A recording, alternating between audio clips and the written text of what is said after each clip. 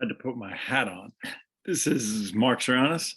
Welcome to today's issue of Taekwondo Life Magazine Live. I am a third dan black belt. I'm the editor-in-chief, and I'm also your host.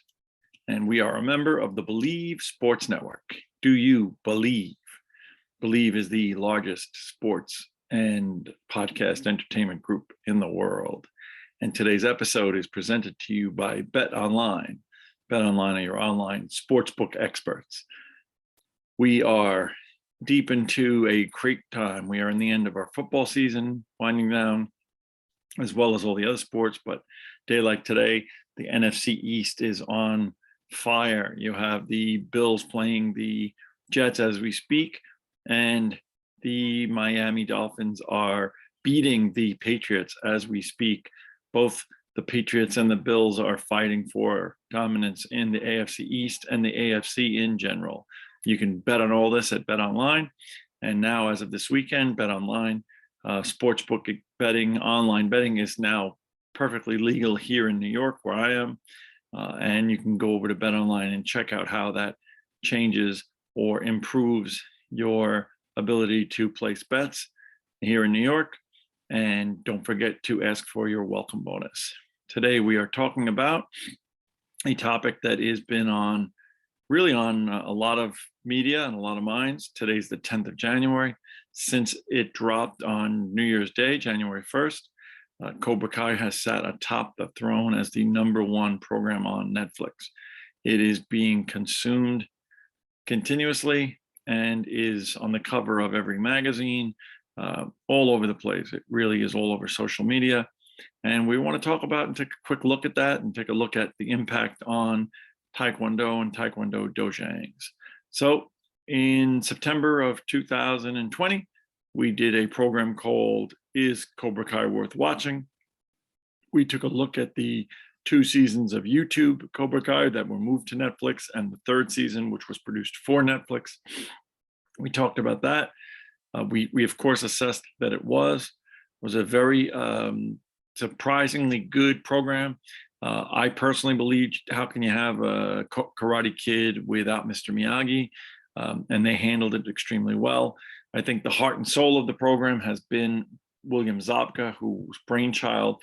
A lot of people wanted to do continuation stories for Karate Kid over the years, and he refused until the right one came along. It was a vehicle for him to be able to really be able to show his maturity, his acting prowess, and us to be able to get deeply into a character that was pretty 2-dimensional in Karate Kid and disliked, and make him a 3-dimensional character that was sympathetic, and then we could look at him as a flawed human being, but really root for. And I think they did a really good job of making him into sort of an anti-hero. We additionally talked about another documentary, which I'll mention here, which was very good. Kevin Derrick's More Than Miyagi, which was a Pat Morita documentary, independent of this, but very, very good if you want to check that out.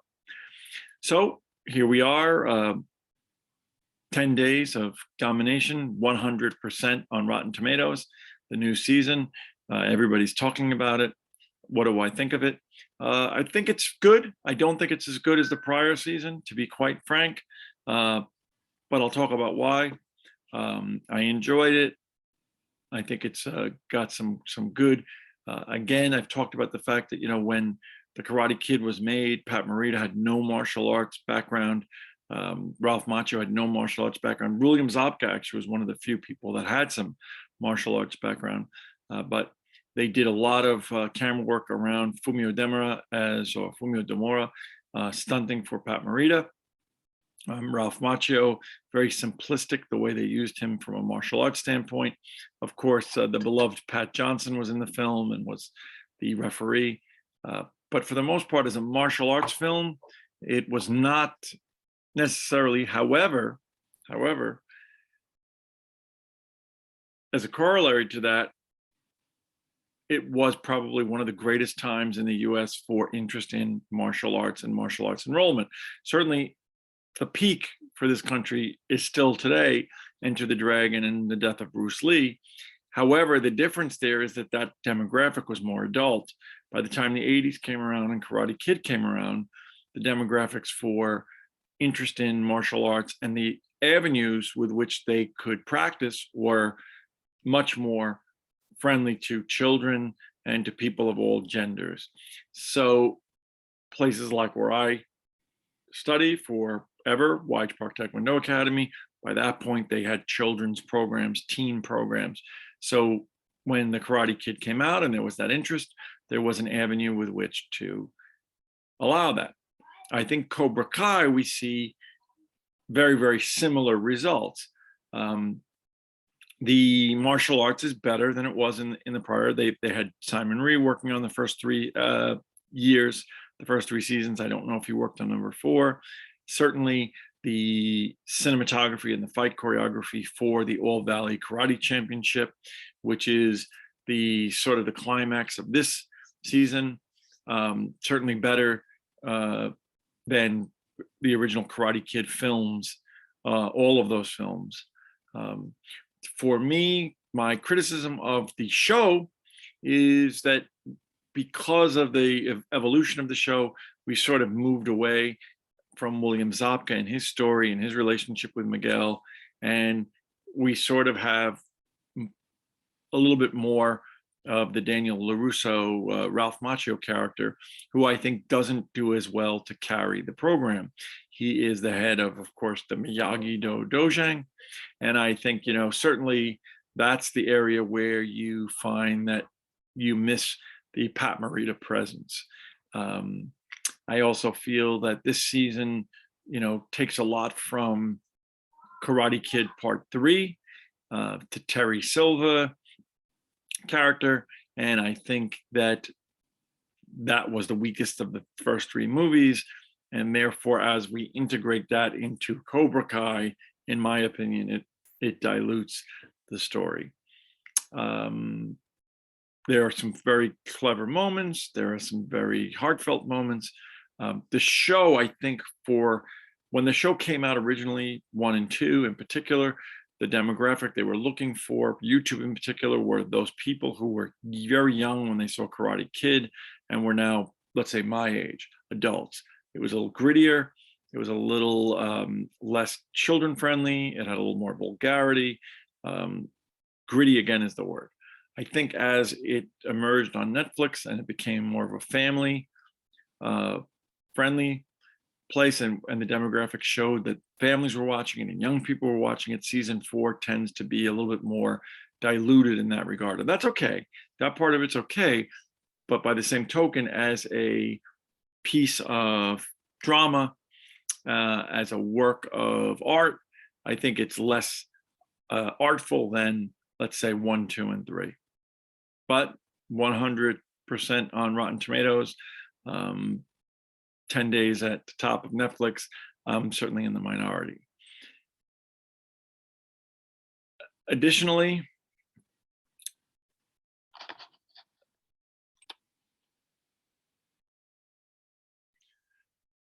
I think, it is hopefully not at a point where it will, degenerate into the ridiculous. So we'll see when season 5 comes around. Now, as it relates to the impact on Taekwondo and on martial arts, I do believe that it does perpetuate interest and a desire for people to participate in the martial arts. I do believe that there will be, or has been, a greater desire for people to practice the martial arts as a result of watching Cobra Kai. Now, one might argue that, hey, it's not Taekwondo, it's karate. You might argue that, hey, they're doing point fighting, they're not doing, round kurugi style fighting with hogus like we do. So therefore, people may not look to Taekwondo. I think that probably to the contrary, that most people who see it will be looking for martial arts and martial arts competitive practice, will look to a reputable school in their neighborhood because of the proliferation of Taekwondo in 211 jurisdictions, many Taekwondo schools in all over the country. Taekwondo schools have terrific programs for kids, that Taekwondo will probably in and of itself be the number one beneficiary of the popularity of Cobra Kai. I don't know whether or not that's been measured or is measured. I assume that as most dojangs have people come in, hey, how did you hear about us? What are you looking to get from us?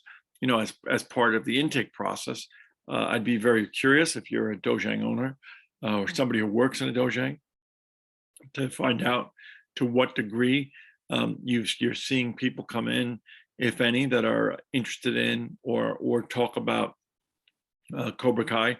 I have heard during the last wave, during season 3, several of our students talking about Cobra Kai, talking about the characters, talking about the fight scenes, things of that nature. So I would be very, very curious. Season 4 is worth watching. I don't see anything detrimental as it relates to the practice of martial arts. You know, martial arts cinema, as we've talked about in the past, is different from martial arts practice. Certainly fights, whether they be in tournament or whether they be on the street, that occur in martial arts action films are very, very different from fights in martial arts tournaments or in martial arts real life. However, the interest is the interest, right? It's a something that drives people to want to learn more. And I have enough belief in the strength of our Taekwondo programs around the country that even though people may not come in and get the Cobra Kai, Miyagi-Do, Eagle Fang experience, although certainly I would like to think Taekwondo practitioners are much closer to the Miyagi-Do philosophy of, you know, we don't fight, we fight as a last resort unless it's in a tournament, and trying to make it an art, holistic art of the mind and the body, that even if people have different expectations, that the programs are strong enough that they will keep those students there. I don't think students will come in excited from the Cobra Kai marketing and then will say, hey, this isn't what I expected, this isn't Cobra Kai, this isn't Miyagi-Do, and quit. I think those students will, Grandmaster Herb Perez had said to me one time, the reason that you came is not necessarily the reason that you stay. And I think that's true in this case. So if Cobra Kai brings them in, the programs need to be able to keep them to stay. And I have faith in our dojangs that they will do it. I'd love to hear your thoughts on Cobra Kai or any other martial arts programs that you've seen, that you're interested in, that you like. I'm going to read from it. I wanted to take a moment at the end of the program to congratulate USA Taekwondo's head national team coach, Gareth Brown. And we had a big announcement last week, and I wanted to just make sure that I get it right. Those of you know, I am a USAT certified referee, but USAT national team head coach Gareth Brown became the chairperson of the World Taekwondo Coaches Committee, and he was appointed to the World Technical Committee. Gareth Brown, of course, is gold medalist Anastasia Zolotic's coach. We've talked in the past, at the beginning of the year, that Amelie Morris became, and she's from the US, she became the head of the referee committee for WT. So we really are at a terrific time. US is well represented in the world of Taekwondo. I think it's terrific. I think it's a testament to the hard work, particularly since and post 2016 Olympics in Rio. And I expect to continue to see some great things as we move towards Paris and ultimately, very, very exciting, 2028 Los Angeles. I know from a referee standpoint, a lot of referees are hoping to get their skills up and be able to possibly referee the 2028 games right here in the United States. So I'd love to hear more about that from you. I'd love to hear your feelings on Cobra Kai, any of the seasons, any of the thoughts as how it affects you in your dojang. And please remember that this episode is brought to you by Bet Online, your online sportsbook expert.